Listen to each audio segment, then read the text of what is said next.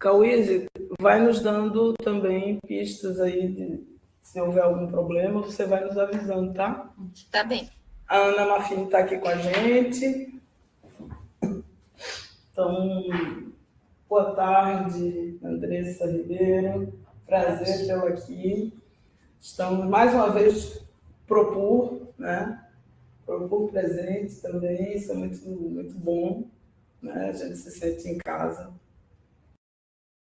Então, Andressa, a conversa hoje, ela é um pouco para a gente pensar junto, né?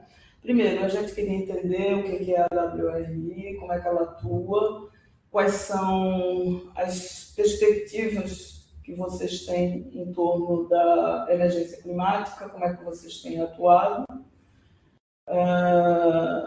E a partir daí, para a gente começar a pensar nessas questões que a gente já vinha conversando agora no cafezinho ali antes desse bate-papo, né? Em função também, até você ouviu a apresentação na sexta-feira, né?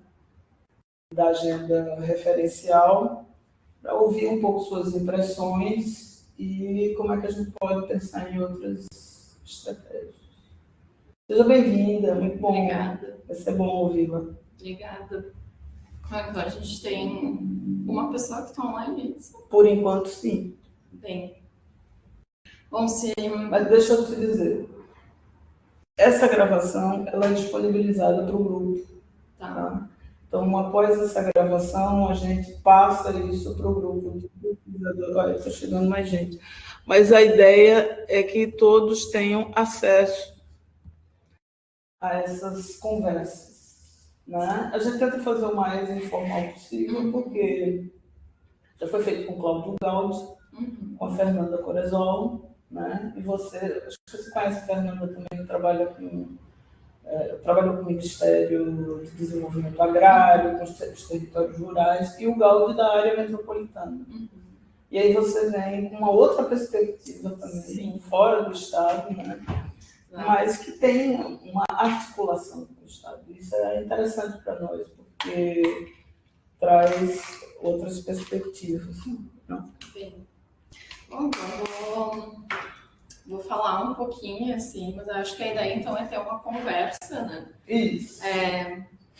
Apresentando um pouco um contexto, né, de como chego até aqui. Claro. Bom, eu sou Andressa Ribeiro, eu formei aqui na arquitetura em 2019. Chega a etapa que a gente precisa fazer contas, né? Sim. E eu também fiz o meu mestrado aqui no Propur, que eu concluí em 2023. E hoje eu atuo na WRI na área de adaptação urbana às mudanças climáticas. Mas eu tenho uma trajetória mais longa na mobilidade urbana, mais especificamente na mobilidade ativa. E estou nesse momento, né, de uma transição também. Então, chego nesse lugar, assim, o primeiro contato nessa transição, inclusive, foi fazendo um diagnóstico sobre o desastre no Rio Grande do Sul, né? Então, dando um contexto também do lugar de onde eu falo, né? O que é o WRI? O WRI é um instituto de pesquisa, é uma organização do terceiro setor, uma organização internacional. E a gente atua no Brasil já há mais de 10 anos, e a gente tem aqui em Porto Alegre o programa de cidades, né? Então, no programa de cidades, a gente atua em 3 gerências, né? A gerência de descarbonização de frota, mobilidade urbana e desenvolvimento urbano, do qual eu faço parte, né? E onde que, assim, por que o WRI trabalha com cidades, né? O WRI, ele surge como uma organização ambiental, mas a gente não tem como pensar, na verdade, ambiente sem cidades, né? Então, e o Brasil, ele tem uma especificidade que 87% da população é urbanizada, né? Então, a gente pode questionar se, né, por critérios de classificação seria realmente isso, assim.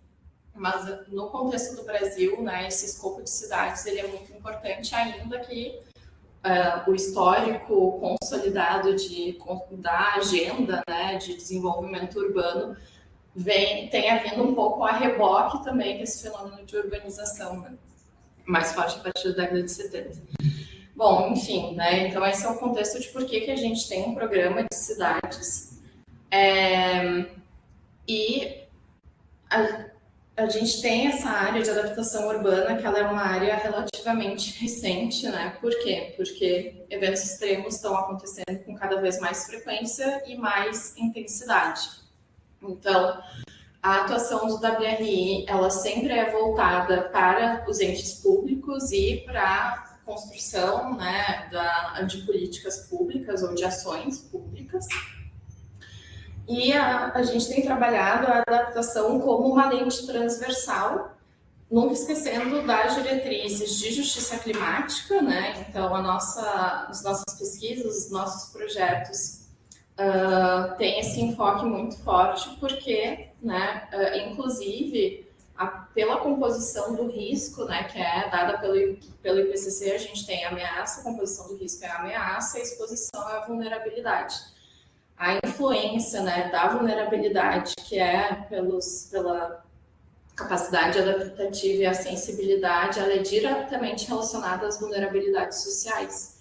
Então, é isso, a gente não tem como falar sobre mitigar riscos, reduzir riscos e falar em adaptação, que é esse processo de construção de resiliência, né, olhando para um futuro incerto de mudanças, que a gente sabe que vão acontecer, mas são projeções, né? Então a gente não tem, sempre que a gente vai falar de adaptação, a gente vai lidar com um certo grau de incerteza, mas a gente sabe que para lidar com essa incerteza, a gente precisa reduzir vulnerabilidade, porque sem reduzir vulnerabilidade social, não se reduz vulnerabilidade climática e não se reduz risco. Então, é a partir daí que essa pauta também ela entra no WRI, né, nesse esforço de também ter uma área específica voltada para a adaptação de cidades. E acho que, assim, não só no contexto Brasil, mas no contexto global, na verdade, né, quanto mais a gente já não fala mais numa crise ou só de mudanças, a gente fala de uma emergência climática, né, porque a gente está muito próximo do ponto de não retorno. Então, esse ano a gente vai ter a COP, né, que é uma convenção muito importante, é a primeira vez, né, que a gente está recebendo esse evento, e à luz dele também muito da agenda climática brasileira se movimentou, né? Então, a gente tinha um plano clima de 2016 que está passando por revisão. Então, o plano clima, a perspectiva dele é ter um lançamento um pouquinho antes da COP, mas talvez escorregue pela COP. E a mudança, né, acho que a transformação principal também em relação ao plano de 2016 é a criação de duas estratégias. Então, o plano clima ele se separou, né, entre a estratégia nacional de mitigação e a estratégia nacional de adaptação. E aí, para cá, dentro de cada uma delas, né, existem os planos setoriais. Então, dentro da estratégia de adaptação, são 16 planos setoriais, dentre eles um plano setorial de cidades. Né?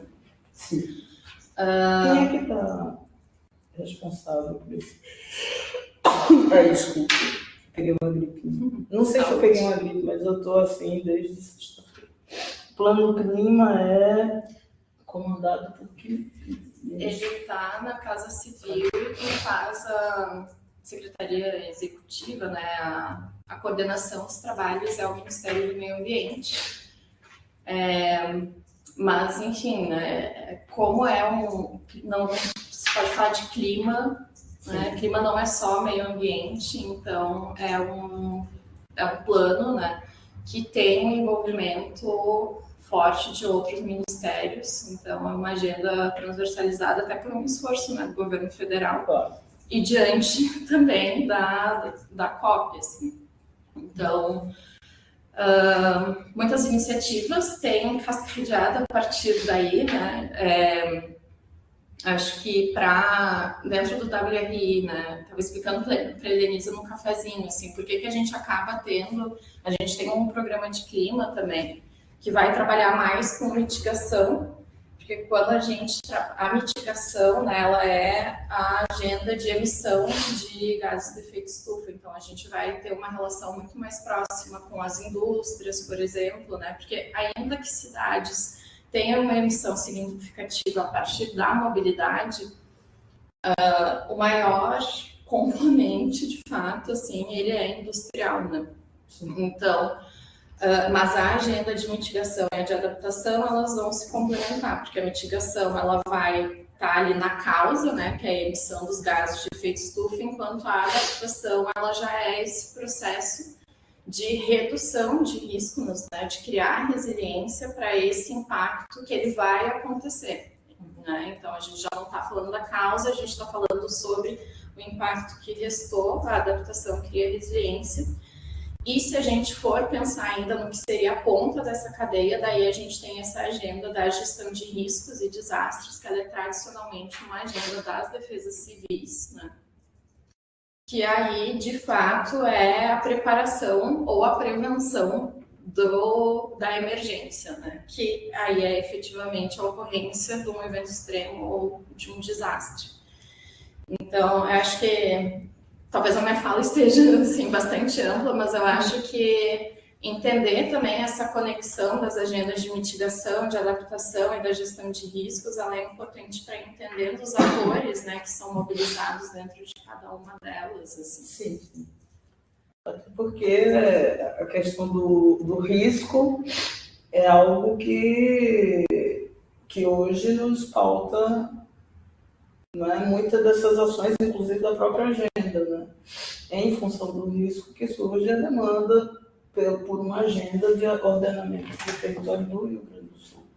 Sim. Mesmo considerando outras questões que estão envolvidas, né? Mas é muito interessante porque você constrói essa rede, não é, essa rede de instâncias que vão levar em consideração essa pauta e que vão se mobilizar para gerar algum tipo de proposta, de leitura, de interpretação. Sim. E aí, como é que vocês, da WRI, entram nisso? Como é que vocês, o que é que vocês têm feito? A gente participou de um evento muito interessante que vocês organizaram, né, nas oficinas. Sim.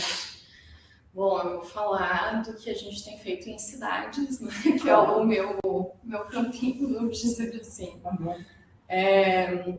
Bom, hoje a gente tem, assim, o WRI, acho que é importante entender que nós não somos uma consultoria, né? Então, e o que é esse terceiro setor, né? O terceiro setor, ele é esse espaço de mediação ou de ponte, na verdade, entre o social, o privado e o ente público, né? Então, o WRI, ele tem um papel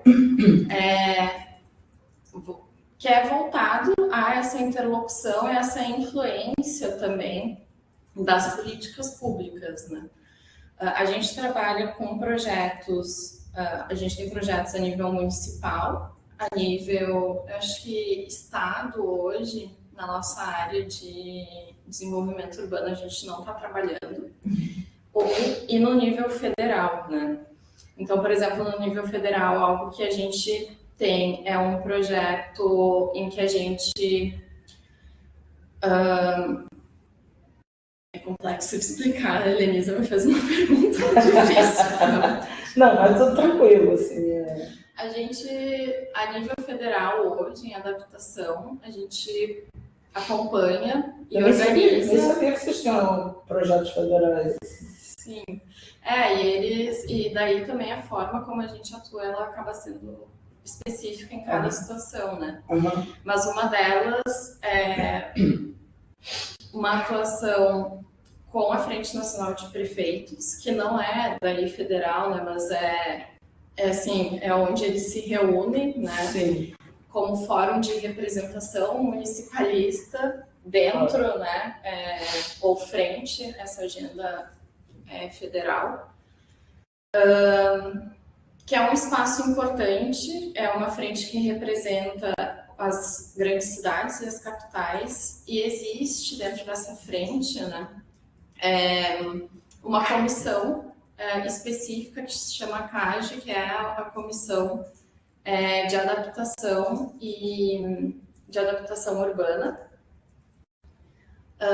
Então a gente promove eventos, missões técnicas para que esses prefeitos conheçam as experiências que são implementadas em cidades, por exemplo, voltadas à SBN, ou para discutir a relação de calor e saúde, esse espaço, né, de aproximação das pautas com a gestão pública e de levar essa influência, né, a importância de trabalhar com essa agenda para os prefeitos. Dentro dessa comissão, a gente elaborou uma cartilha que vai ser lançada sobre o Plano Clima. Então, e daí que tem uma relação com o Ministério do Meio Ambiente, né? Então, ele é uma cartilha que explica o plano de uma forma acessível, né? Uma versão consolidada. A gente também lançou um guia voltado a prefeitos de como preparar seu município para a emergência climática. Então, efetivamente, assim, a gente sabe que uma das deficiências é a capacidade, né, das equipes e até dos prefeitos, né? É muito comum, assim, prefeitos que não têm uma trajetória técnica e aí tu se elege, tu chega numa prefeitura e tu tem que lidar com um desastre e tu nunca ouviu falar dos mecanismos, inclusive, que precisam ser mobilizados da política pública por onde tu começa. Então, é um guia que ele explica o passo a passo, quais são as leis que se aplicam, como declarar estado de calamidade, de emergência, como acessar o fundo, né, destinado a desastres. Esse guia está disponível já? Está disponível na página da FNP. Eu posso passar o link. Eu acho que seria ótimo, porque são informações como essas, por exemplo, que a gente já teve algum movimento feito no sentido de, então, por que não divulgar isso, né? Com certeza. Mas ter essas publicações disponíveis, né? Com certeza. E a nível federal não, municipal, um projeto que é bem interessante, 2 projetos que eu vou comentar, assim, um deles, a gente tem apoiado, na primeira fase a gente apoiou 10 municípios, desenvolvendo os diagnósticos de vulnerabilidade climática deles. Então, para isso, lembrando que o WRI é um instituto de pesquisa, né? Então, a gente também acaba conduzindo os projetos de forma a gerar evidências e estudos que retornem, né, como informação para a política pública. Então, esses 10 municípios, eles foram selecionados em diferentes regiões do Brasil, e também considerando os índices de vulnerabilidade climática do Adapta Brasil e a disponibilidade dos mapeamentos de risco do SGB, justamente para que a gente conseguisse conduzir essas análises, né? O que é um diagnóstico de vulnerabilidade climática, assim? Eu comecei minha fala, né, dizendo que a vulnerabilidade ela tem esse componente de sensibilidade da capacidade adaptativa, mas como é que se mede isso, né? A metodologia que a gente propõe, ela é uma metodologia simplificada para esse diagnóstico. Por quê? Porque a gente não trabalha com projeção, né? E a adaptação, ela sempre é voltada às mudanças climáticas. Então, a gente sempre está olhando para o futuro, para uma mudança que vai vir, né? Essa é a diferença. Quando a gente faz simplesmente um diagnóstico, a gente está fazendo um quadro do presente, né? Mas se a gente está olhando para um futuro incerto de mudanças, a gente tem que trabalhar com projeções. Existem alguns gargalos para isso, e o principal deles é porque os modelos de projeção climática, eles acabam tendo uma resolução muito grande, modelos globais, né? Tu não consegue ter a granularidade necessária para uma política de planejamento urbano, por exemplo, né? Mas aí entra aquela questão, bom, o que o município faz? Então, não faz nada. fica assim. Pois é. Então, a gente propõe uma metodologia simplificada, né? E a gente trabalha com dados públicos abertos. Então, essa metodologia ela está publicada. A gente acabou de lançar uma nota prática sobre a experiência de Campinas. Então, que registra a primeira vez que a gente fez esse diagnóstico. Então, a gente faz um mapeamento da exposição desse território, né? Então, entram ali dados de macro, microdrenagem, hipisometria, né? Os dados para conhecer a realidade e a suscetibilidade a ameaças, né? Entra o mapeamento de risco da SGB, então, essa é uma primeira camada. A segunda camada, que é a camada de vulnerabilidade, como é que a gente entende, né, a capacidade adaptativa, a sensibilidade, que ela é relativa, ela é um grau. Então, a gente precisa olhar para dados socioeconômicos, a gente olha para dados de gênero, raça, idade, né, porque também esse é um outro componente que é importante, assim. Uma coisa é falar de vulnerabilidade social, outra coisa é falar de vulnerabilidade climática, né? Porque a vulnerabilidade climática, ela é relacionada à ameaça que está em questão, que pode ser um deslizamento, pode ser uma inundação, pode ser uma onda de calor. E aí a gente vai falar de outros grupos, por exemplo, idosos, crianças, gestantes, né? Que, não, assim, dentro do grupo vulnerável, nós teríamos os mais vulneráveis, né? Então, a gente acaba colocando uma série de lentes para entender essa vulnerabilidade no território e aí a gente sobrepõe esses dois.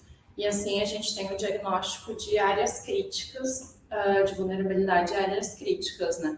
Porque o risco, ele está onde tem, necessariamente precisa ter exposição, né? Se não tem exposição enquanto ação climática, não é um território prioritário para intervenção, e aí quanto mais a vulnerabilidade se acentua ali em cima de onde tem a exposição, aí tu orienta territorialmente, né, as ações aí para pensar, por exemplo, um plano de ação climática ou um plano de adaptação. Bom, esse é um exemplo de trabalho que o WRI fez, então a gente fez isso para os 10 municípios. Algum dos lembrados? Não tivemos nenhum. Nós trabalhamos na região sul com Gaspar, que é um município pequenininho de Santa Catarina, que é um município que sofre bastante com os deslizamentos. Então, e agora a gente está indo para a fase 2 desse projeto, que então a gente selecionou 5 desses municípios, nos quais a gente vai evoluir esse diagnóstico para a construção de estratégias de adaptação. Só uma questão, digamos, metodológica. Não apareceu nenhum município do Rio Grande do Sul no índice de vulnerabilidade climática do Adapta Brasil. Não apareceu. O Adapta Brasil, ele tem muitas distorções. Não, mas eu compreendo, porque, veja, o que a gente passou das inundações foi uma situação que fora da curva, embora houvesse já uma condição previsível do que iria acontecer, mas havia uma certa incredibilidade global, assim, né? Nem o Estado estava acreditando que ia acontecer o que aconteceu. Então, não é de estranhar. Você veja, o próprio governo do Estado ele publicou, eu acho que foi a SPGG, que publicou os dados sobre a vulnerabilidade a desastres de 2001 a 2023. Mas as inundações não apareciam como algo também que estavam assim na ponta do problema. Porque tudo essa incerteza, ela vem sobre diversos, né, aspectos, né? A gente não tem muita ideia do que vem por aí. Não, exato. Porque uma discussão que se teve também em relação ao desastre do Rio Grande do Sul foi se sabia que viria um volume muito grande, mas uma coisa é você saber que vai acontecer o evento, outra coisa é conseguir dimensionar os impactos, né? Sim. E aí, porque para dimensionar os impactos, tu precisa daí de um outro nível de monitoramento, né? Monitoramento local, etc. Que o Estado, embora tivesse adquirido, né, o sistema, quando teve o desastre de setembro de 2023, ainda não tinha instalado. Sim. Então, eu acho que é isso, assim, faz parte de lidar com uma realidade que a gente ainda não...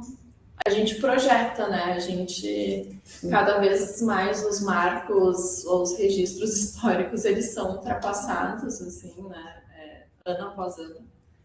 É isso, assim, em relação a ondas de calor, por exemplo, a gente fala que a gente chama da ameaça silenciosa, né? Sim. Porque parece menor, assim, tá quente, e aí é um ar-condicionado e resolve, né? Mas a gente já tem um número alto de mortes, né, e sendo registrado. E cada ano, 2024, cada ano que está passando, bate o recorde de ano mais quente, né? Então, ano passado já foi o ano mais quente, provavelmente esse a gente tem uma tendência de continuidade. E é uma ameaça silenciosa porque enfim, acho que a gente não tem uma chegada brusca como uma enxurrada ou uma inundação, mas ela causa dispersão de vetores, doenças vetoriais, ela causa para pessoas idosas ou pessoas com comorbidades, influência em hipertensão, risco de AVC, ataque cardíaco, enfim, né? E tudo isso também são pressões que vão se gerando sobre outros, e aí vem essa questão da multissetorialidade da agenda climática, né? Porque a gente daí já começa a falar sobre influências na saúde. Sim. Né? E... É verdade. Essa questão da saúde, ela entra como um fator agregado, né? Pelos impactos que são gerados, não diretamente naquele momento, mas também a médio e longo prazo. Né? E efeitos que são muito duradouros, né? Também. Sim. Então, sim, e é uma série de pressões. Eu até estou fazendo uma relação assim, porque a gente fala uma das estratégias, que daí, né, como crescemos essa resiliência urbana, né, como adaptar as cidades, assim, as SBN, elas acabam tendo um papel muito importante, que são soluções baseadas na natureza, porque a gente tem esse ambiente natural que ele é responsivo ao ambiente construído e vice-versa, né? Essa muita influência, assim. E a gente tem cidades que são completamente, não 100%, né, impermeabilizadas, mas muito impermeabilizadas, então, para o calor, efeito de onda de calor, que é um dos mais conhecidos, né, que acaba acentuando também essa situação que já é uma situação de precariedade, assim. A gente acaba também tendo uma influência de piora dos serviços ecossistêmicos, né? Então, escassez hídrica em regiões que já têm uma dificuldade, já sofrem, né, de escassez hídrica e tem essa condição de impermeabilização. Então, a gente cada vez mais tem menos percolação da água, tem menos nutrição do substrato, tem uma influência nas recargas de lençol freático. É sistêmico, assim, é uma crise que é sistêmica, assim, né? E para mexer nisso, tu tem que mexer em várias pontas ao mesmo tempo, para que você tenha algum tipo de efeito lá no lençol freático, né? Ou seja, são ações várias para chegar no solo e para que esse solo também consiga. É uma composição em rede, né? Que aí eu acho que entra, não só aqui que entra, né? Mas a relevância da agenda referencial e da integração do pensamento regional ela entra porque é isso, a reconstrução, né, natural, ou essa interferência, porque a gente está lidando com fenômenos climáticos com uma influência sobre a natureza. A natureza, ela não obedece o limite municipal. Exatamente. Então, como é que a gente estabelece uma governança que seja responsiva a uma escala de transformação que a gente precisa para criar resiliência? E aí, eu sei. Pois é, essa é a questão, né? Mas como é que tu enxergas? Bom, meninas, se vocês quiserem fazer pergunta, eu estou aqui, né? Mas fiquem bem à vontade para fazer alguma pergunta. Ana Mafini também, não sei se você quer fazer algum comentário. Não. Mas a gente tem aquilo que a gente estava conversando, a política municipal muito forte no Brasil, como sendo a gestão desse território, né? Está na mão do município. Muito do plano diretor está lá nos artigos 182 e 183 da Constituição Federal e no Estatuto da Cidade. Como é que você enxerga isso e quais os desafios aí que a gente pode discutir aqui em função dessa sua atuação muito diretamente ligada aos municípios também? Sim, sim. Quer dizer, sua, quero dizer, da WRI, né? Vocês Sim. têm uma atuação muito focada nas demandas municipais também. Sim, com certeza. Olha, o município é um ente... Só dá pergunta fácil. Não, mas eu acho que é porque... É porque eu sei que ela aguenta, eu conheço a Ana, é de longas datas. Ok. Eu acho que, assim, para quem trabalha com planejamento, né, e com planejamento urbano, acho que é chave, não existe pensar em planejamento, não é que não existe, mas é muito difícil pensar em planejamento sem pensar na governança, né? Sim. E na capacidade institucional dos municípios, assim. Porque a gente, a nível municipal, isso, existem os ônus e os bônus, né? O bônus é a proximidade desse ente com os desafios do seu próprio território e também uma capacidade de compreensão mais apurada, né? E de ação sobre ele também. Mas o ônus é porque, de fato, é uma responsabilidade muito grande, né?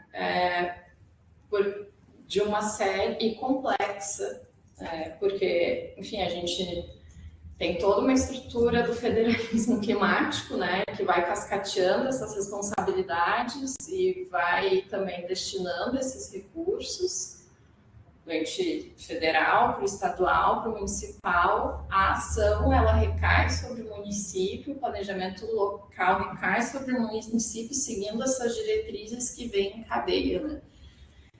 Que vem sobre a habitação, que vem sobre a mobilidade, sobre o saneamento, sobre a educação, sobre a saúde, sobre algum nível de previdência, sobre atividades econômicas, produtivas. E, assim, é muita coisa, de fato, né? Talvez, e a gente vai encontrar daí realidades que são muito diferentes, né? E aí a gente pode falar de municípios que vão ter 5 mil habitantes, que vão ter uma base de produção rural, ou vão viver em uma realidade rural, ao mesmo tempo que a gente pode falar de São Paulo, que é uma das maiores cidades do mundo, né? Um estado rico, que obviamente vai ter uma capacidade institucional muito maior do que outros. E todos eles têm constitucionalmente, né, com algumas ressalvas ali de, por exemplo, a obrigatoriedade do plano diretor, se você é muito pequenininho, não precisar, mas é muita coisa, assim. Então, é chover um pouco no molhado, mas os municípios têm dificuldade por uma questão institucional e dessa capacidade institucional mesmo. Sim.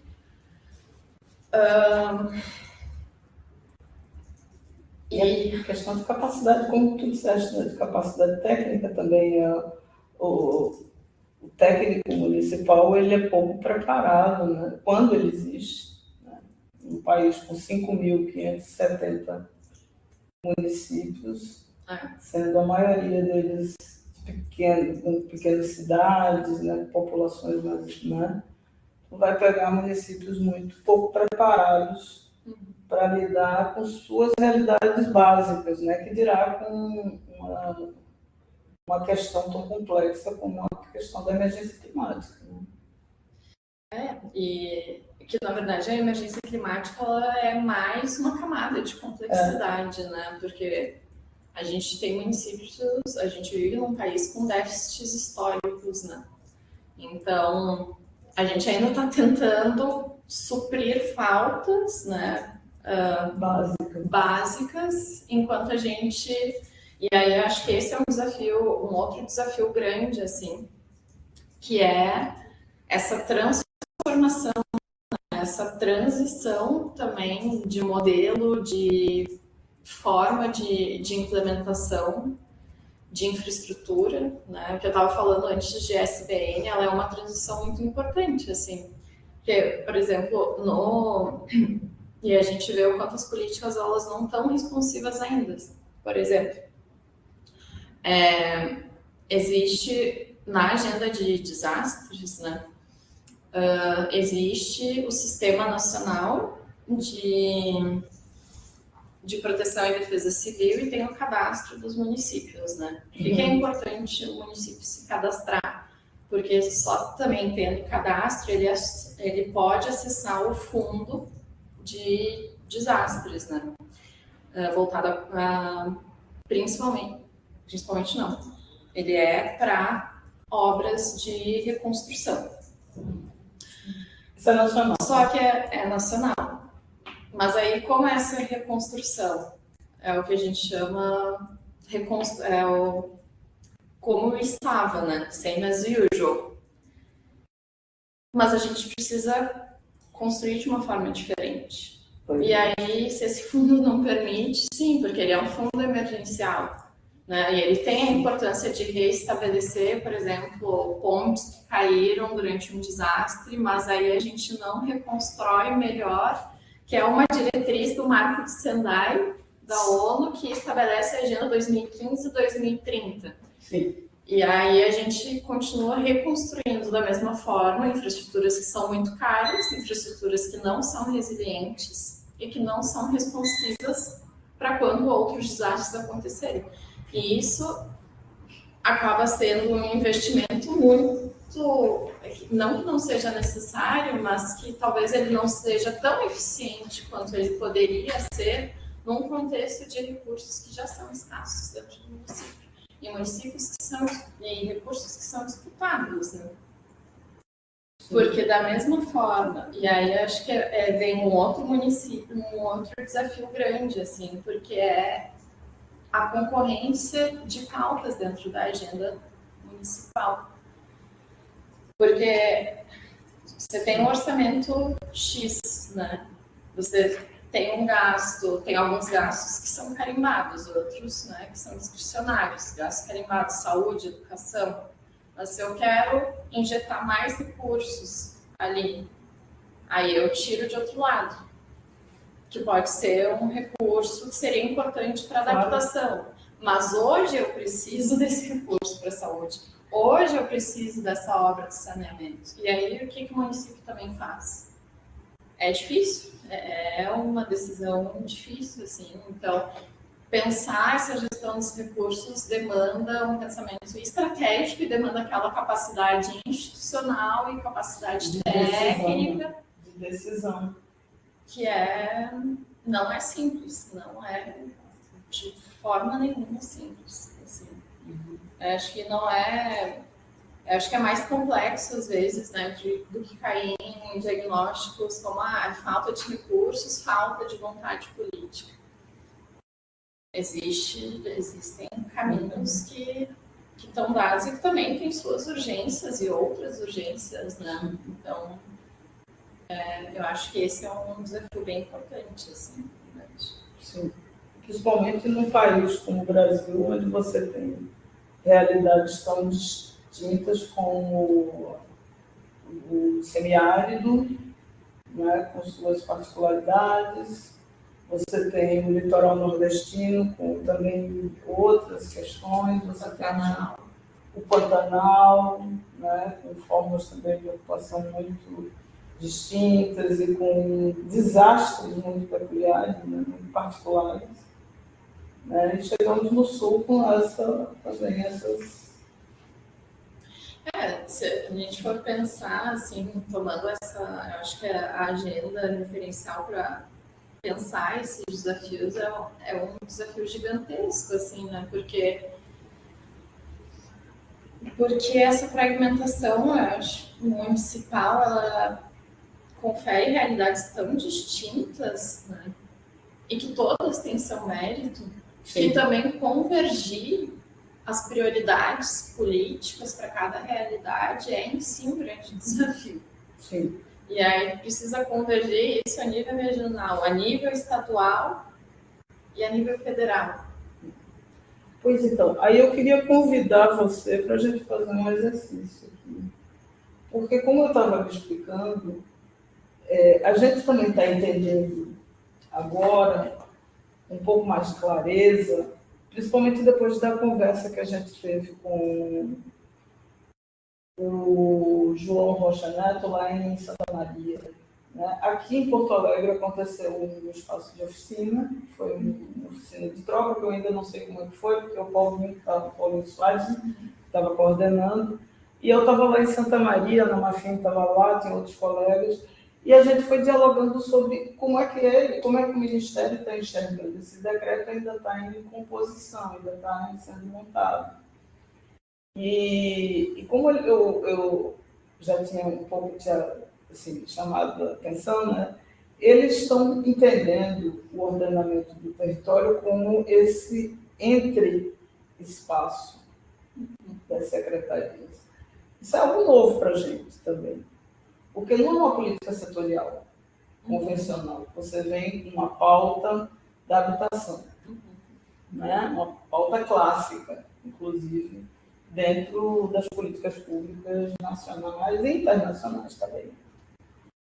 Você vem com a saúde, né? Tem também sua regionalização própria, etc, etc. Aí você vem com uma política que não é nada disso.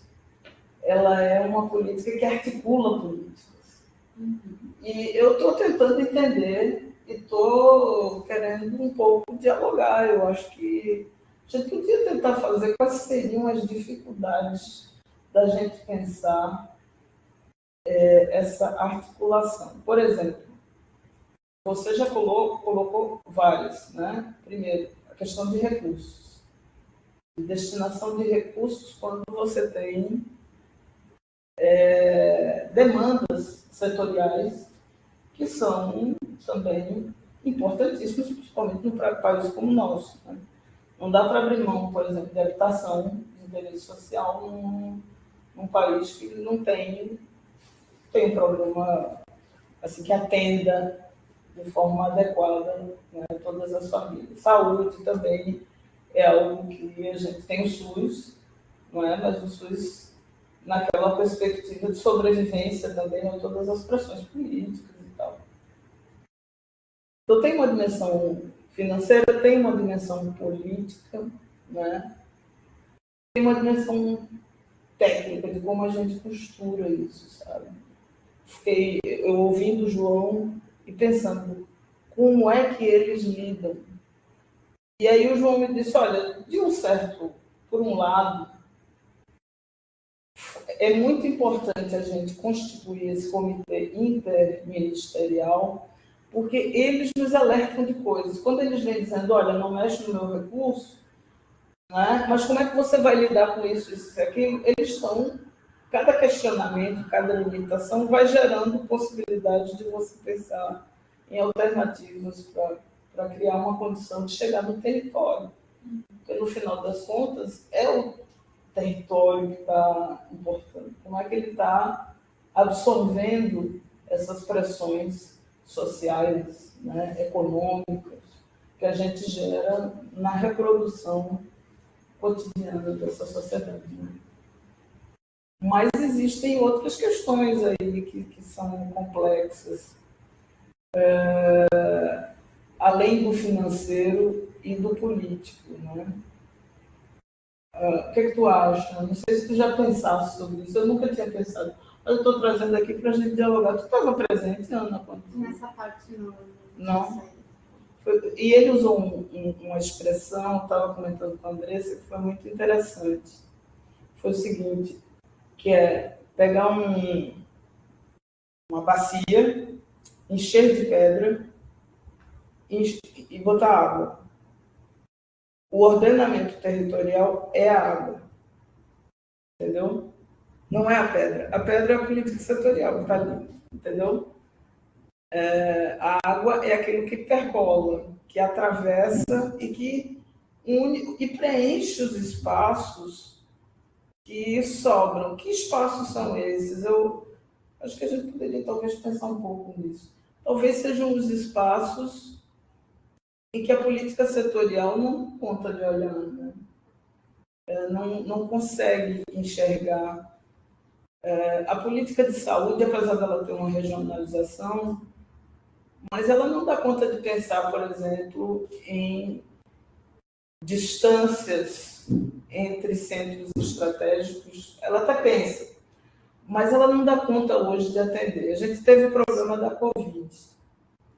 E o tipo de, por exemplo, de problemas de saúde que se tem e que a gente vai ter com a emergência climática, com todos esses processos, acabou de colocar aqui, né? A gente vai ter que criar uma compreensão de espacialidade e de mobilidade para atendimento de saúde que talvez a saúde não consiga dar conta hoje, né? Assim como educação também, né? Educação você tem, digamos, do Estado, né? Você tem toda a distribuição de escolas de Estado, né?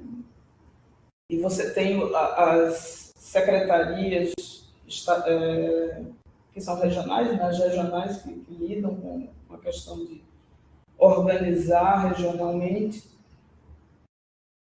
mas a dificuldade de se deslocar para, sabe, essa coisa de você ter acesso, não só por estar perto, mas às vezes você está perto, mas a tua condição ambiental te dificulta. O estado do Rio Grande do Sul tem uma série de aspectos territoriais, costa, isso, né? Enfim, grandes concentrações em uma área, dispersões em outra. Região sul, por exemplo, do estado é muito esparso, né? Há uma dificuldade de deslocamento ali. Não há uma política, por exemplo, de transporte do estado para lidar com essas demandas, né? Sim. Eu acho que essa talvez seja a pergunta mais complexa. Não, essa eu sei que é complexa, porque é para todos nós, né? Mas eu acho uma coisa que acho que faz ela é geral, assim, acho que pelo menos eu sinto ainda uma falta de dados para possibilitar uma leitura mais estratégica dessa escala, assim. Porque eu acho que... Tu diz a escala do estado ou das regiões? Das regiões, eu acho que... E também pensando, né, porque existe... Acho que se pensa, enfim, se a gente pensa o município em relação à região, a gente pensa nas semelhanças entre eles, enfim, né? Mas também tem o pensamento do Estado em relação às regiões, né? Sim.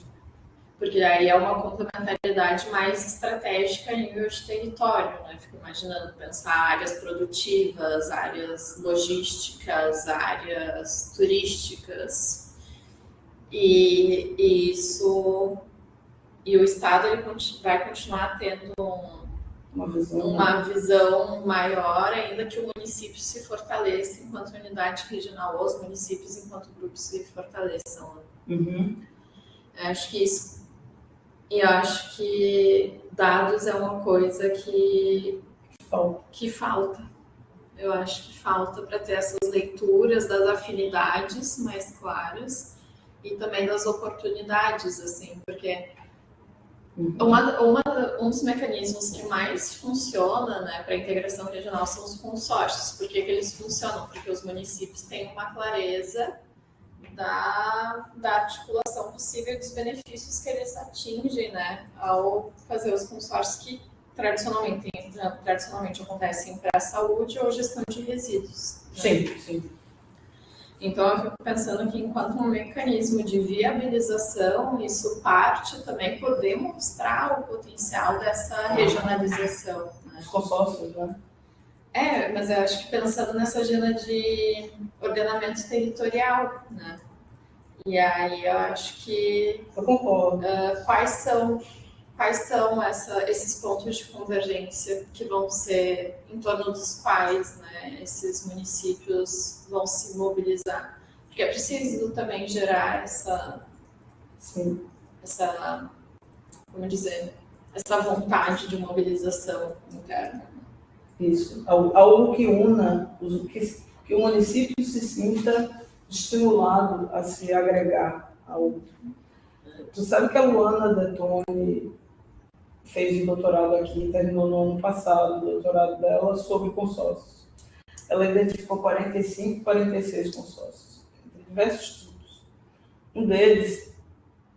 Um dos tipos é de compras, aquisição de materiais. Porque tem município que está tão distante dos circuitos comerciais que precisa se consorciar para fazer compras sobre coisas importantes para a população, né?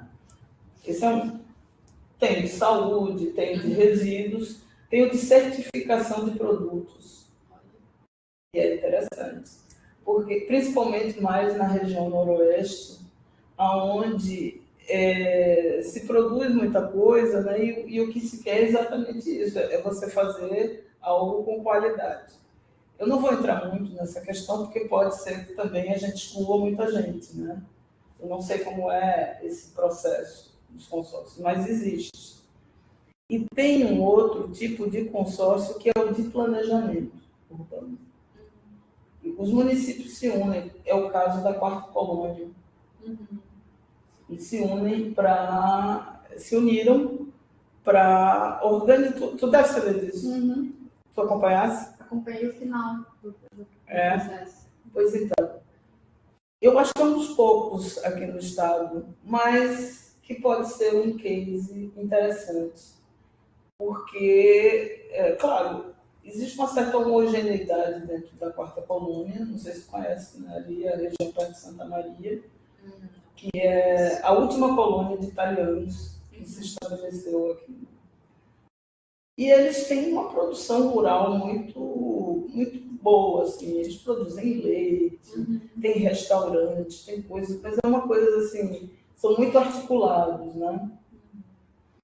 E pequenas cidades que se integram, né? É Agudo, Nova Palma, Faxinal do Soturno, Dona Francisca, né? Tem até barragem, Dona Francisca tem barragem. Enfim, tem um conjunto ali, tão próximos a um centro importante, que é Santa Maria, é um centro bastante razoável, médio, e meio no centro do estado. Estrategicamente, eles têm posições interessantes. E eles têm um consórcio de planejamento urbano. Então, me parece que na ausência de entidades ou órgãos públicos estaduais que nos deem esse suporte, eles vêm buscando caminhos. Com certeza. Né? Que parecem apontar para possibilidades. Não sei como é que tu visse. Quer falar um pouquinho sobre... Eu acho que é mais ou menos isso que tu falou, assim, foi bem interessante isso, porque são municípios que sozinhos não teriam conseguido fazer o planejamento que eles fizeram, né? Individualmente eles não teriam conseguido. Para eles é importante ter um planejamento regional, porque muitas das coisas acontecem de forma regional nesse espaço, assim, as pessoas vão visitar e visitam mais de uma cidade, sabe? As pessoas passam por o turismo ali passa entre as cidades, tem toda a questão arqueológica, também é um grande sítio arqueológico, né? A região da Quarta Colônia. Então, era importante para eles ter um planejamento regional. Não, isso também, daí eu fico pensando que talvez seja necessário pensar em mais de uma estratégia, né? Porque isso funciona também para os pequenos municípios, né? Sim. Mas quanto maior o município, e daí é um clássico também da regionalização, assim, é essa relação de poder e influência, né? Claro. E aí, Não é? esse é um outro nó, assim. Tanto que teve a grande discussão com o hospital regional da região central do estado, né? O estado ia instalar um hospital regional, e aí a Quarta Colônia estava muito interessada em receber esse hospital regional, só que junto tinha Santa Maria. E aí Santa Maria fez uma pressão muito grande para que fosse instalado em Santa Maria. Saiu em Santa Maria, o hospital regional. Mas os outros municípios questionavam que Santa Maria já centralizava toda a parte de hospitais e tudo mais, e que seria interessante descentralizar o hospital regional, né? Mas a pressão e a força que Santa Maria tiveram na discussão foi muito maior. Então. É bem isso que tu está colocando ali, né? A quebra de braço, né, dos atores, né, dos próprios municípios que não se organizam cooperativamente, né? É difícil se organizar. E eu tenho uma dúvida, se nesse plano, porque uma coisa é você chamar os municípios para participar de um processo e esses municípios se veem parte cooperativa integrada. A outra coisa é você chamar e cada um está olhando ali, mas está se vendo dentro de seus próprios interesses. Isso. E o quanto, por exemplo, o plano da Isabelle Colusso, do Marcelo Reck, que fizeram, em convênio com o governo do estado, os planos de 7 municípios ali da região do Vale do Taquari. Os planos diretores. Os planos diretores, soubesse desse projeto. Pois então, eu achei muito interessante, porque é outro modelo, que aí não foi por consórcio, porque foi por demanda de necessidade, por conta do desastre. E, ao mesmo tempo, eu tenho curiosidade, isso eu não consegui entrar muito, eu fiz uma conversa com eles, mas não deu para a gente explorar tanto. Mas de comparar esses dois cases para ver o quanto esse plano do Vale do Taquari integrou todos eles num processo, entendeu? Ou se foi realmente só para a produção daquele documento que seria a lei do plano diretor para cada um dos municípios. Isso é uma coisa. A outra coisa é você ter um planejamento regional, onde você identifica as particularidades da região e dentro desse planejamento você define. Tu está entendendo? Acho que eu estou. Tu entendeu? Uma coisa é estarmos nós três aqui, a gente está conversando, cada uma está fazendo sua tarefinha dentro do mesmo ambiente. A outra coisa é nós três organizarmos uma estratégia de ocupação desse espaço e dentro dessa estratégia de ocupação do espaço a gente se enxergar na nossa parte e ver como é que eu posso cooperar com você, onde você tem suas autonomias, eu vou ter as minhas, ela vai ter as dela, entendeu? Sim, sim. São discussões aí, eu já estou entrando numa dimensão metodológica, né, de pensar a regionalização como estratégia de planejamento. Né? Sim. Não, mas eu acho que é fundamental, porque é isso, a metodologia define a governança. Sem governança, o planejamento não acontece. E o posicionamento dos atores também. Ah, sim, com certeza. Como é que os atores vão responder a esse tipo de proposta? Eu fico pensando, será que essa proposta de... E aí talvez possa explicar melhor também, assim, o que compreende, né, o ordenamento territorial, porque eu fico pensando, será que é preciso pensar nessa integração regional em todos os setores? Ou será que é delimitado em algum deles, né? Porque, assim, meio ambiente, para mim, é muito claro que sim. né? Tem uma característica, ele é sistêmico. A gente pode pensar que a mobilidade, em algum nível, também. Habitação, sim, sabe por quê? né? Sim, porque por causa da vulnerabilidade. A habitação de baixa renda, quase sempre ela está em lugar de alta vulnerabilidade. Por uma questão de desigualdade, de injustiça ambiental e social dentro das cidades. Mas ela também tem a ver com daí a distância, não só a distância, né? A oportunidade de emprego. Também. Mas nem sempre, né? Porque, você veja, alguns Minha Casa Minha Vida, até o Minha Casa Minha Vida, se você vai comparar onde a faixa 1 foi construída, ela está mais próxima de determinados centros. A 2 e a 3 é que vão mais para as bordas dos municípios, né? Mas essa população, ela vai, às vezes, para localidades onde não consegue se ocupar. Né? Ela tenta ficar perto do mercado de trabalho. Existe uma força centrífuga e centrípeta que faz com que a população de baixa renda tente chegar perto do centro de interesse por mercado de trabalho, mas, ao mesmo tempo, ela não consegue se aproximar muito, porque tem o que a gente chama de cidade formal, né? Ou aquela cidade que as pessoas pagam para estar, né? Que nós pagamos para estar. Essa cidade, ela expulsa quem não tem dinheiro para pagar, né? Então, ela fica numa distância mediana por necessidade, ali na borda dessa área ocupada. Né? Mas, em geral, ela fica também em áreas muito vulneráveis. APP, topo de morro, próximo de, sabe? Sim, são as áreas com menor valor imobiliário. Exatamente.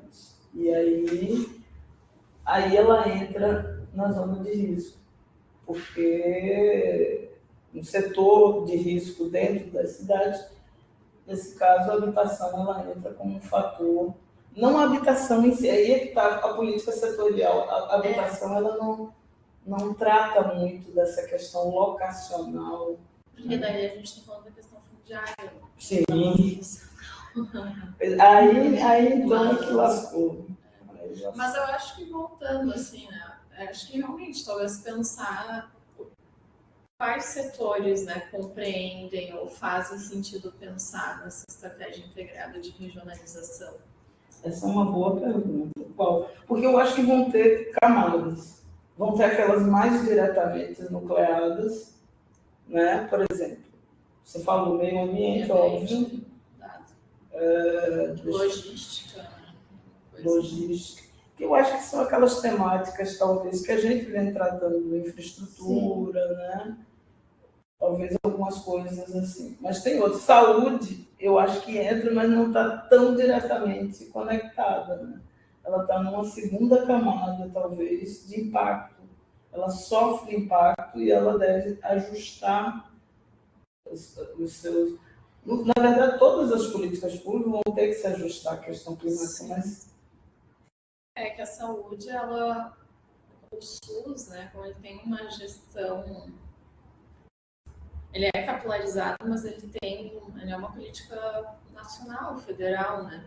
Então, é porque a regionalização, eu entendo também o município, os pequenos quererem trazer para si, mas financeiramente para a gestão desse sistema é muito difícil, muito difícil. É muito melhor tu ter um centro de referência em que tu concentre e tu tenha disponibilidade regional, né? Como é o caso de Santa Maria. Sim.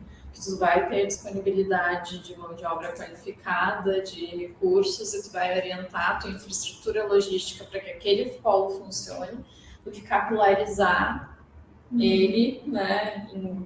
E aí tudo é mais difícil de gerir, é mais custoso. É porque aí eu fico pensando quanto essas políticas não teriam. Por exemplo, na saúde, a gente pensa muito no centro fixo, né? Mas talvez algumas unidades, eu sei que é difícil, unidade móvel com equipamentos absurdamente caros, né? mas unidades de deslocamento que sejam mais ágeis para fazer o acesso da população ser mais fácil a esses centros, né? Não sei, talvez no futuro, dentro desse processo de transição, as políticas setoriais tenham que se mexer em tecnologia, em informação, em forma de pensar o território para reduzir os impactos na sua própria pasta, né? E facilitar o acesso da população.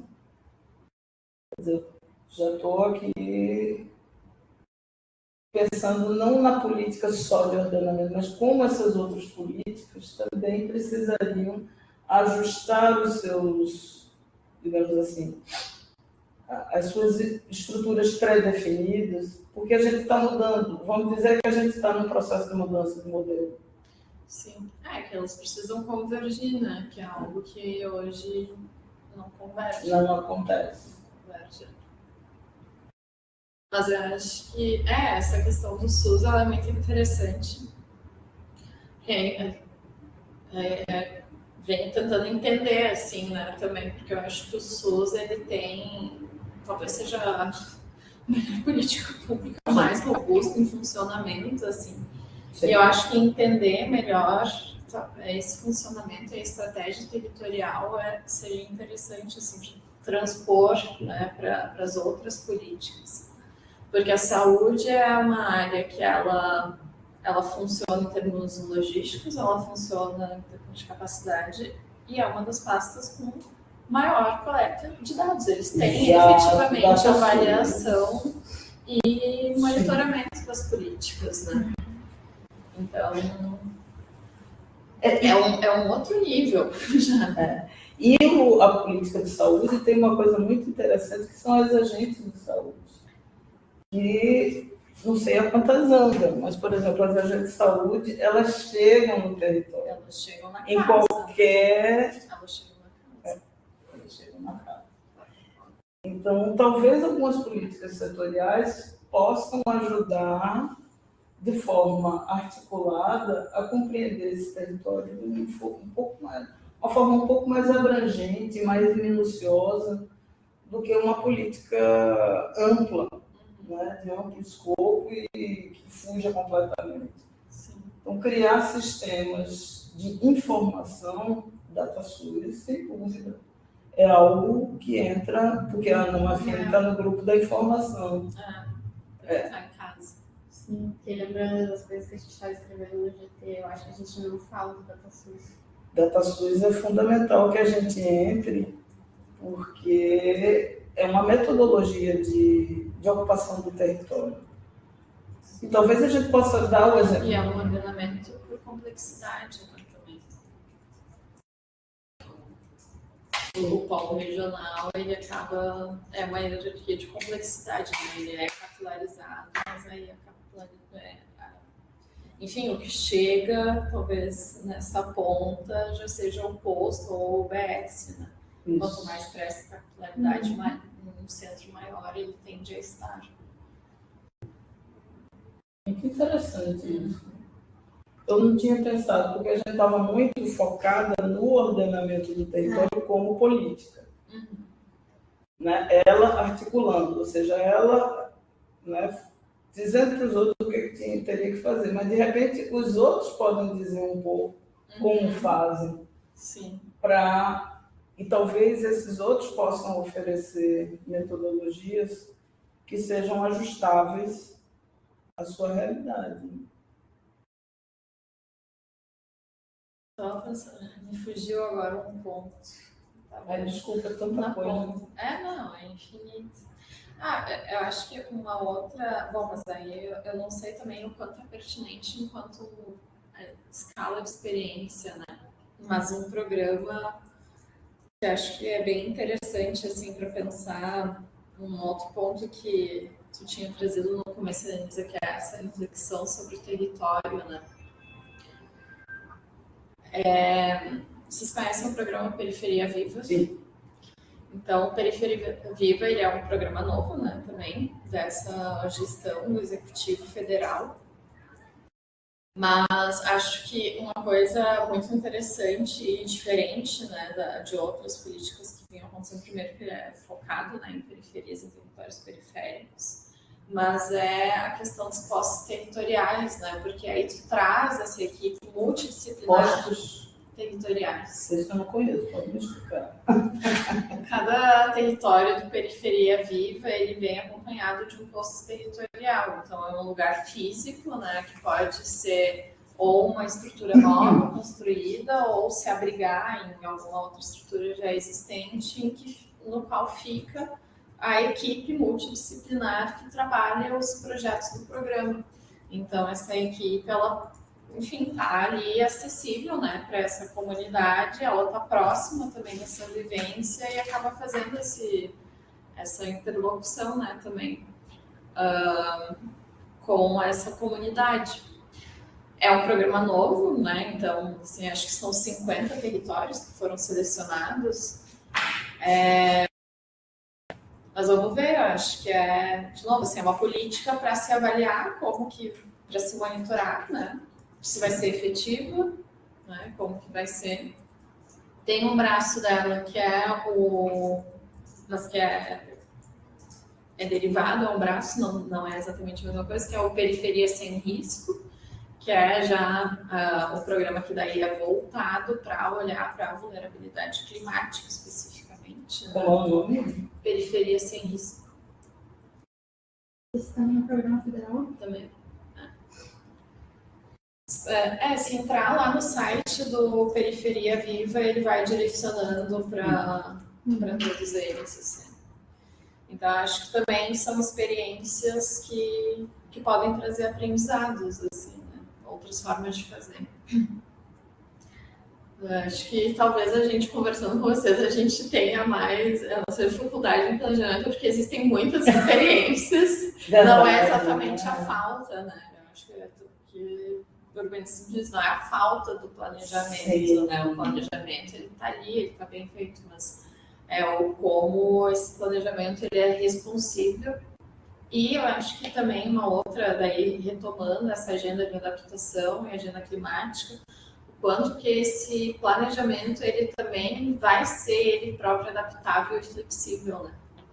Para um cenário de mudanças, porque esse planejamento normativo de cima para baixo, rígido, não funciona. E não funciona por todas essas questões que a gente comentou aqui nesse tempo, né? Porque ele não tem uma aderência a uma realidade diversa e complexa. E aí, na apresentação da sexta-feira, a gente colocou a proposta nas entrelinhas de uma política viva, que é diferente de uma política normativa. Não sei como é que a gente poderia adequar essa denominação, mas, por exemplo, o que me parece que o ordenamento territorial, a PNOT, me parece que está se oferecendo para ser. À medida em que há, por exemplo, essa relação com a universidade, com o URGS, aí a gente abre as portas e dialoga com o Estado. Pode não ser o Estado inteiro, mas a gente está dialogando com atores estratégicos, que de alguma forma tratam da temática, fazem atividades, comunidades, povos tradicionais, enfim, né? Estamos tentando, pelo menos, fazer um primeiro contato. A política, ela deixou de sair, ela saiu do papel e ela deixou de ser só política, ela já vai se tornando, a partir disso aqui, o que a gente está fazendo aqui é construir a política, e é uma construção que não é normativa, ela é uma construção, primeiro, pode ser de um caráter mais científico nesse primeiro momento, né? A gente está discutindo experiências e tal, mas ela se pretende chegar em algum lugar motivado, mobilizado por atores que não são só do Estado ou do governo federal. Quando eu falo política viva, é isso, aquilo que a gente está conversando, é percolar a sociedade, entendeu? Isso me remete à governança participativa. Exatamente. Governança participativa intensa e por diferentes campos de atores. Os indígenas lá, sabe? É chegar, e estava aqui na sexta, fiquei muito feliz de saber que a Rosane Caindeani veio, que foi a nossa convidada, com quem a gente primeiro dialogou, para a gente poder pensar estratégias de como essas comunidades indígenas podem se estimular a agir.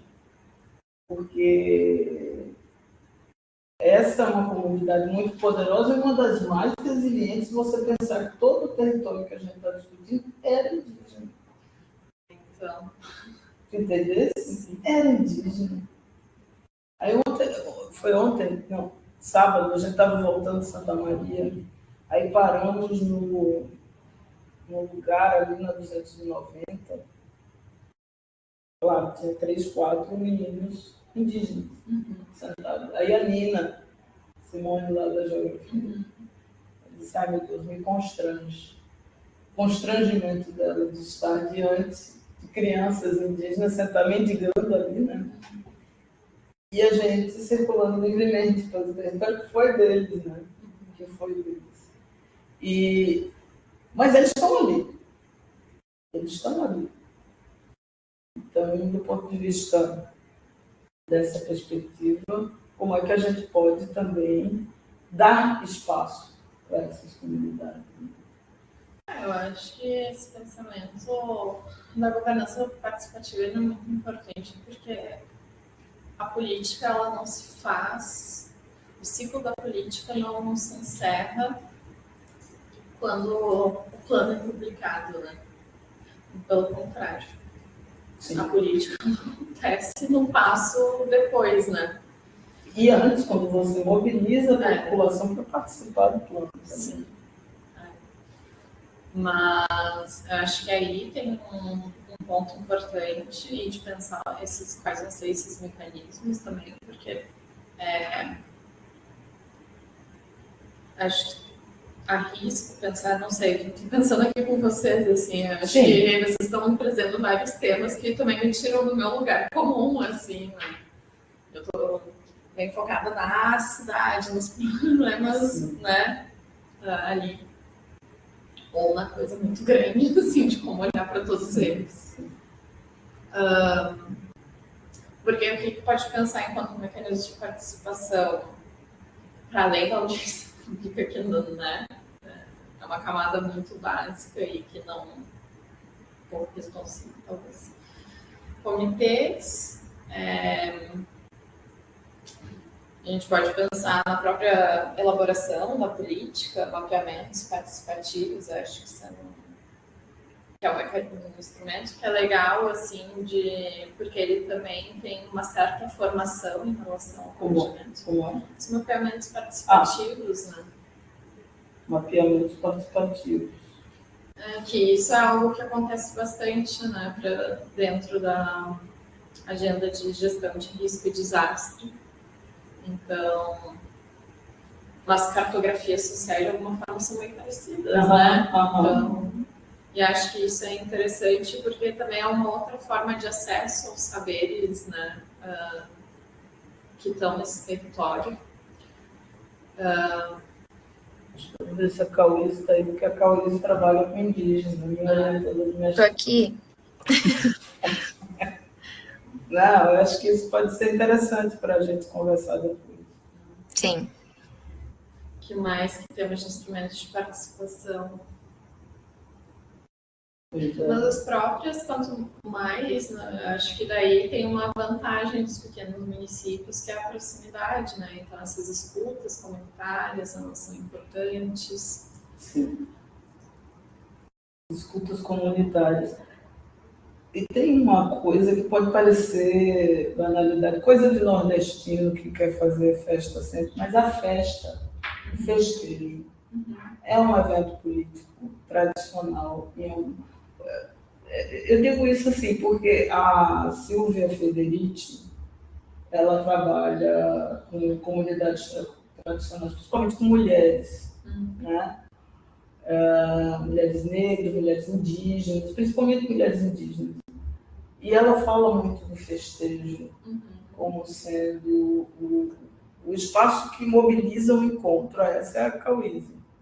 Tá vendo? É a menina dos indígenas ali de Guarita, né, Cauíse? E que o espaço do festejo não é a festa em si, mas é a partir da festa você mobilizar o encontro e fazer a celebração da democracia, do conhecimento, da difusão. Eu acho que daí também que tem um outro lugar que é importante de apropriação da cidade, né? Porque até ocupar o espaço é um ato político, né? Sim. Exato. Eu acho que ele é um espaço de reconhecimento também, de auto-reconhecimento enquanto comunidade, desses laços, né? De ativação desse território. Sim. Enfim, são possibilidades aí. Caminhamos agora, já são 3h37, vamos fazer nosso encerramento aqui. O que tu achou? O que tu está pensando? Nossa, eu tô... Viajando. Não, eu penso em muita... Assim, quando eu vi a apresentação, né, na sexta-feira, os dois conceitos, assim, eu fiquei principalmente pensando, né, sobre essa questão da contratualização. Contratualização e resiliência, né? E das transições, assim. Me parece que eu acho que pensar dentro, né, do meu lugar de fala, que é mais esse de transição, assim, é muito adequado. Porque, de fato, assim, se a gente olha para a gestão do município, é quase uma concorrência de políticas e planos ali, né? Tanta coisa sobreposta, assim. É um trabalho que a gente fez enquanto da BNI que é o resultado dessa nota prática de Campinas que eu comentei, foi um processo de harmonização das políticas ambientais que tinham no município, porque aí tu tem decreto que disciplina os corredores verdes, daí tu tem o plano do verde, tu tem o plano de recursos hídricos, tem o plano de meio ambiente. E aí, assim, certamente tem coisas que estão sobrepostas ali e, assim, vira um caos, né? Assim, cada um fazendo seu planinho enquanto... Então, harmonizar isso também acho que foi um processo que foi importante para o município conseguir até identificar suas estratégias. Eu acho que essa é uma crítica que eu poderia fazer ao planejamento, assim. Quando a gente vê aqueles planos, eu sinto muito isso, assim, dos municípios, ver aqueles planos com um calhamaço de ações, não tem estratégia. Não tem estratégia. Não vai. Como é que você tem uma estratégia? Você tem um plano de 300 páginas. Não vai funcionar, assim. Porque não tem capacidade de execução. Então, o plano ele precisa ter esse caráter estratégico para viabilizar. Ele tem que pensar na sua implementação, né? Ele tem que ser um instrumento que viabilize o restante do ciclo da política ali, né? Então, acho que tem esse pensamento sobre o planejamento, que ele é importante. E eu comecei a falar, e agora eu me perdi. Os dois conceitos, sim, né? Porque eu acho que dentro dessa, quando a gente vai falar da agenda climática, não tem como não pensar nessa transição é uma mudança de paradigma, é uma mudança do modo de fazer, assim, né? Não necessariamente é fazer um plano novo, é fazer uma política nova, às vezes é transformar os mecanismos que já existem, né? Refiná-los, assim, acho que é esse... Acho que muitas vezes a gente, enquanto urbanista, né, acaba incidindo de não, então tem que ser um novo plano, uma nova coisa, e isso para a gestão também é ruim, assim, porque eles ficam perdidos, assim. A gente vê isso trabalhando com os municípios muito nos perguntar, mas o que é um PLAC? Vocês não sabem, mas tá todo mundo falando num PLAC, uma hora para outra, o que é PLAC? Plano de Ação Climática. Eu preciso ter um PLAC, né? Então, pensar a transição eu acho que é interessante, pensar a transição dentro dos planos e políticas já existentes, pensando numa mudança de modelo dentro desses planos, desse modo de fazer. E eu acho que é bem interessante também pensar nesse sentido da contratualização, porque ela abre também um caminho, eu acho, de transição que ele não precisa vir da convergência de todos os setores de uma vez. Talvez ir convergindo a partir de convergências que sejam mais estratégicas ou que sejam mais visíveis no prazo de 5, de 10, ou enfim, né? Ter essa perspectiva de caminho. E pode acontecer de hoje ser isso, depois outras áreas vão se aderindo e outras vão se afastando, mas em determinado momento alguma crise ou algum desastre faz com que algumas áreas se aproximem dessa nucleação. Então, é algo que vai ter uma mobilidade, né, na governança. Precisa. Né, é algo novo do ponto de vista político, possivelmente. Sim, acredito que sim. E a governança participativa ela é bem importante para também manter, né, esse sistema de transição que se pretende estabelecer. Aderente ao território, né? Aderente ao território, que não sejam só as grandes infraestruturas, mas também a população. Exato. E aí acho que vem bastante a importância de falar sobre justiça climática, né? Porque a justiça climática ela vai falar sobre essa aderência ao território e de fazer de uma forma que realmente produza resiliência. Isso só acontece quando se tem uma leitura correta do território, né? E a leitura correta ela precisa da visão de quem vive esse território. Senão, muitas vezes acontece o que a gente chama da má adaptação, né? Que é reincidir ou deslocar esses impactos ou aumentar eles, onde eles já existem, no caso. Sim. Acho que... Muito bem, adorei. Muito bom, Andressa. Espero que tenhamos foi ótimo. Cobrir Ótimo, a questão da governança participativa, essa questão do SUS, a dimensão metodológica do SUS, periferia viva, são elementos aí que eu acho que vão trazer. Eu posso fazer uma pergunta? Pode. É porque eu fiquei pensando sobre o planejamento precisar se adaptar, né? E aí tu tinha comentado que uma das soluções que vocês viam como talvez positivas, né, para os espaços urbanos, principalmente, eram as soluções baseadas na natureza, né?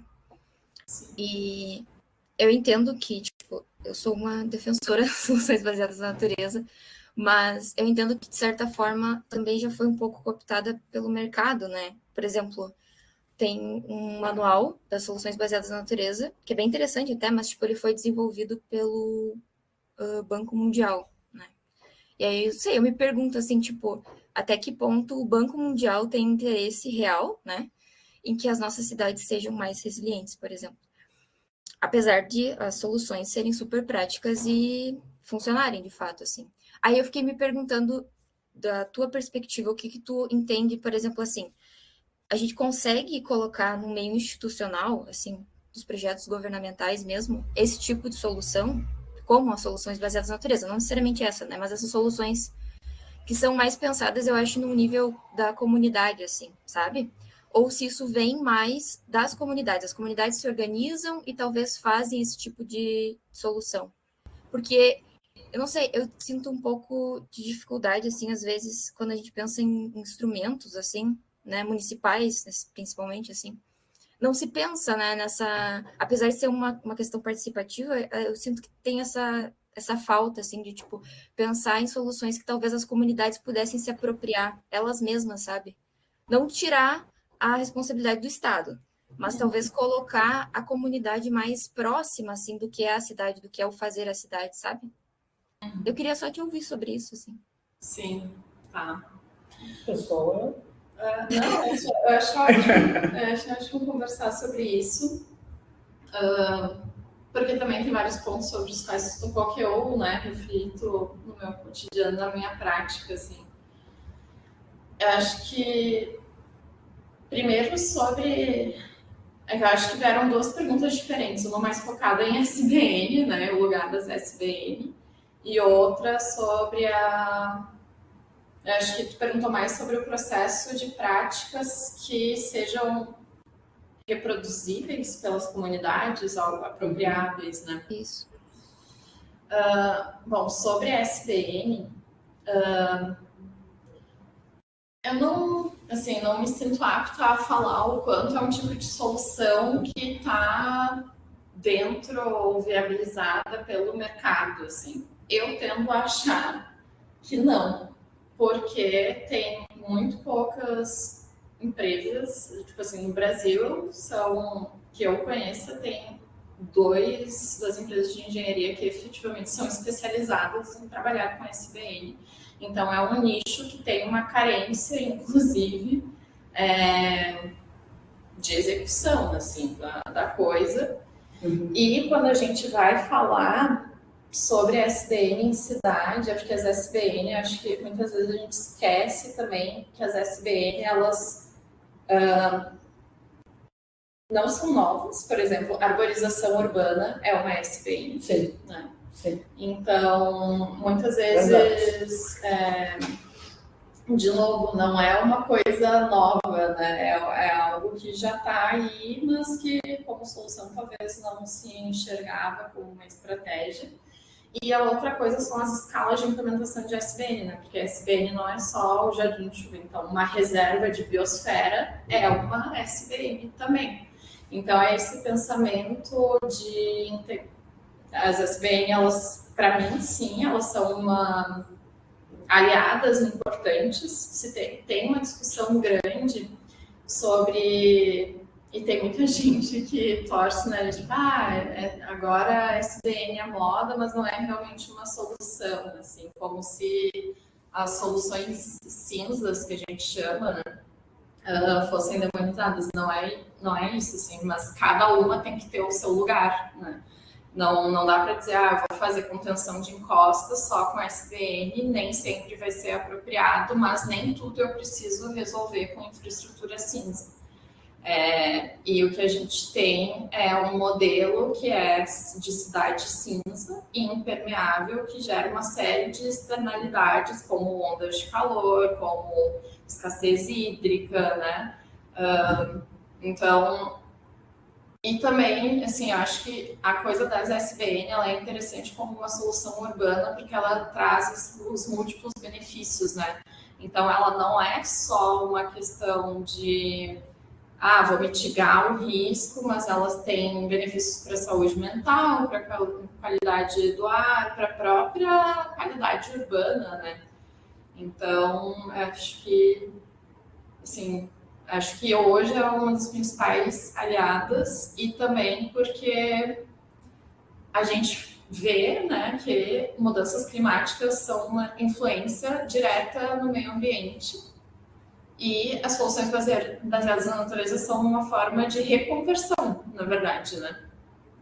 Para um meio que é mais responsivo a uma realidade climática que a gente está vivendo hoje, porque o nosso modelo de cidade cinza não é responsivo e não é resiliente, né, para o que a gente vive hoje.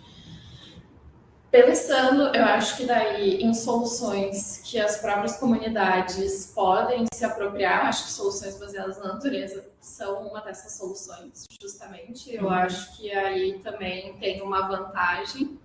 Eu acho que precisa de um trabalho, eu acho que também, e daí não é só com comunidades, eu acho que é de um modo geral, assim, na sociedade, de entender SBN como uma infraestrutura, porque esse ainda é um grande desafio, embora hoje já existam políticas, né, que recomendem as SBN, e o Badesul, que é o Banco do Estado, foi o primeiro banco do país a abrir uma linha de financiamento específica para projetos de SBN. Então, isso também, assim, o porquê que o Banco Mundial também traz como uma solução, né? Porque isso vem de um encadeamento global, no fim das contas, né? E isso vai percolando pelas esferas até chegar no município, que é o ente que vai implementar. Então, SBNs, elas vêm como uma recomendação e, de fato, elas são, inclusive, mais custo-efetivas que a infraestrutura cinza, em muitos casos. E aí esse manual ele vem como uma influência para adotar como uma prática nas políticas nacionais e assim por diante, né? Então, eu acho que esse é um exemplo de prática que as comunidades podem se apropriar, mas eu acho que é importante que se tenha um trabalho de entender, né, que as SBNs são infraestruturas, também porque é um tipo de infraestrutura que demanda manutenção, né? Então, também tem essa perspectiva que é interessante, né? Porque ela gera uma apropriação do espaço público também, na medida em que a comunidade se envolve para manter a SBN, ela retorna benefícios para essa comunidade também. Criar praças, né? Porque aí não vem só a SBN, né? Implementa uma praça arborizada, que é uma SBN, pode ter outros equipamentos, pode ter, inclusive, oportunidades de negócios locais que sejam implementadas, né, nesses espaços. E eu acho que de retornar soluções vem muito desses mecanismos que a gente falou enquanto governança participativa, né, que é de criar esses espaços de aproximação, seja através de comitês, que é uma coisa mais formal, ou dessas práticas realmente mais próximas, né, como as escutas comunitárias, ou os mapeamentos, as cartografias. Esses mapeamentos são muito importantes. Lembrando, não sei se já comentei com vocês, mas eu ando me repetindo, principalmente com os meus alunos, né, que a gente tem várias aulas juntos, daqueles exemplos, por exemplo, da Lomba do Pinheiro, da dona Lourdes, que faz todo um trabalho com hortas. Né? E essas hortas, elas são trabalhadas comunitariamente e eles geram produtos a partir das hortas. Sim, que é um dos benefícios da SBN, a segurança alimentar. Exatamente. As hortas são um exemplo de SBN. Então, eu acho que essa temática das SBN a gente tinha que se aproximar mais, porque certamente o mercado, de alguma forma, pode tentar capturar como algo que está disponível aí, né? Mas eu ia comentar, esses tempos me fizeram um questionamento e eu fiquei com aquilo pensativo, assim, moendo, que é tão ruim o mercado cooptar essas iniciativas que são boas? Talvez não. Não, talvez quando ele mercantiliza. Tudo bem, mas assim, se o mercado começar a vender projetos de SBN, seria algo ruim? Talvez não. Então, eu acho que não seria ruim, mas tipo, contanto que a gente tem que trabalhar as duas coisas em consonância, né? Por exemplo, as SBNs como soluções, que são soluções de fato que funcionam, que às vezes acho que a galera tem uma dificuldade de entender, mas funciona. E, ao mesmo tempo, a gente tem consciência de que o problema é sistêmico, né? Que não é só a SBN, a gente trabalhar tudo em consonância, em várias escalas. Mas eu acho que tem muito, realmente, tipo, a galera acha que não funciona, ou não entende que, tipo, é uma solução que pode ser aplicada em diversas escalas, assim, que vai... Elas vão funcionando em consonância, né? Uma com a outra, assim. Que elas precisam... Assim, quanto maior a complementaridade em rede, maior é a eficiência delas, né? E a eficácia. Então, acho que talvez o risco da mercantilização é talvez um investimento pontual, por exemplo, sei lá, em soluções fachada, só fazer fachada verde, telhado verde. Mas, assim, esquecer que tu precisa de corredores e parques lineares arborizados, que tu precisa de reservas legais, que tu precisa... calçadas permeáveis, né? Tem algum nível de permeabilidade, que o asfalto não é a única forma de você... Mas o nosso pavimento permeável não é SBN. Pavimento permeável não é O SBN. que é, então? Não entra? Não, é que, assim, as SBN, agora o conceito exato, mas não tenho de cabeça, Já né? está começando outra. Mas ele traz, é essencial que ele traga múltiplos benefícios para. Ai, gente, me lembrando. Essencial que traga múltiplos benefícios sociais, culturais e ecológicos. Então, por que o pavimento permeável não entra? Porque não tem um benefício ecológico, né? Ele pode ser uma solução sustentável, mas não é uma SBN. Certo. Mas é uma questão de classificação, assim. Mas para a gente... E também... Separar tem uma discussão, por exemplo, se compostagem é ou não é SBN. Particularmente, eu entendo que não é, porque compostagem é o próprio serviço ecossistêmico, não é uma solução, né? Mas tem gente que vai entender que é. Mas é mais nesse campo, assim, do pavimento permeável, placa solar, né, que a gente acha que é a mesma coisa. Bora marcar uma conversa sobre SBN. Eu acho que é uma temática importante, sabe? Que a gente fala às vezes. Teve uma indiana aqui, trazida pela Martina, que fez um pós-doc. Eu conheci. Conheceu ela, né? Ela trabalhava com a SBN. E ela participou daquela publicação sobre RS, Resiliência e Sustentabilidade, que tem esse livro. Não. Eu vou te dar, vou pegar ali. Mas ele está disponível na internet, mas tem ele impresso. E era isso, mas a gente, até ela fez cursos e tal, mas essa é uma temática que a gente tem que se apropriar mesmo. E ver em que escalas ela pode abranger e chegar, porque a gente fica muito no nível da cidade, né? E às vezes não é só isso que trata o conceito, né? Ele vai regionalmente também, né? Sim, escala privada, ou particular do lote, né? Bairro, e escala cidade, paisagem. Né? A paisagem, daí entre essas grandes. Sim. Obrigada, Andressa, mais uma vez. Muito obrigada, Cauíse. Quem é que está aí ainda? Daphne, prazer. Obrigada. Helenise, eu queria falar contigo. Fale, estamos aí.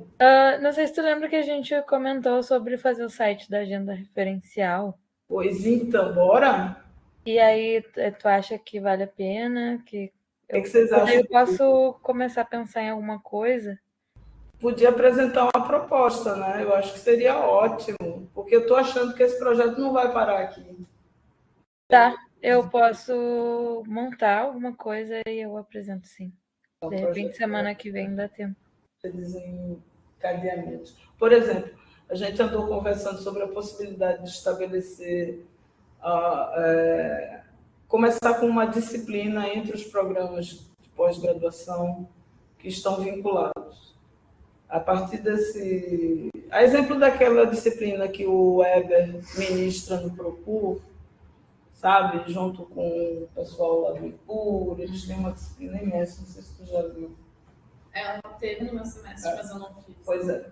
Da gente fazer algo que seja inicialmente mais aqui no nível do Estado, e a gente começar a criar uma grade, talvez, ou talvez até um curso, né? A médio prazo, um curso que a gente consiga dialogar primeiro com pós-graduação, depois com escolas estaduais, por exemplo. Legal. E, enfim, são derivações desse projeto que eu acho que pode dar certo. Bora, Daphne? Bora conversar? Bora. Sim, eu vou montar uma página inicial assim e vou montar uma subpágina, digamos assim, de cada GT. Isso foi o que eu pensei. E aí eu vou levar como exemplo o GT5, que é o que eu tenho os dados e as informações. E aí eu posso mostrar, de repente, semana que vem. Tá ótimo. Vamos ver se semana que vem a gente faz uma reunião. Tá bem, gurias? Beijos para Tchau, vocês. gente. Prazer. Tchau, gente. Tchau, tchau. Vou fechar aqui a gravação. Encerrar.